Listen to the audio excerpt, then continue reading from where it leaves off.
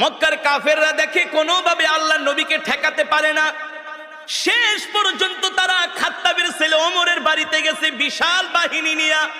Abu Jahl, Abu Lahab, Utba, শাইবা, Walid ইবনে মুগীরারা খাত্তাবের ছেলে ওমরের বাড়িতে গেছে। যে বলে, ওমর শোনো শোনো, তুমি হলো আমাদের সবচেয়ে বড় নেতা, তুমি হলো শক্তিশালী সাহসী যুবক, আমরা তোমার কাছে একটা বিপদে পড়ে এসেছি।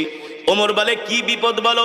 বলে, এই মুহাম্মদ আমাদের বিরুদ্ধে অপপ্রচার করে, এই মুহাম্মদ বানায়া বানায়া কবিতা বলে সেটাকে কোরআন বলে চালায় দেয়।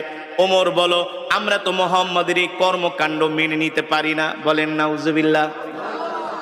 ওমর ছিলেন বুদ্ধিমান, জ্ঞানী। ওমর ছিলেন, এ কারণে একটা প্রবাদ বাক্য আছে, মূর্খ বন্ধুর চেয়ে জ্ঞানী শিক্ষিত শত্রুও ভালো। আবু জেহেল আগে ছিল শিক্ষিত, এখন হয়ে গেছে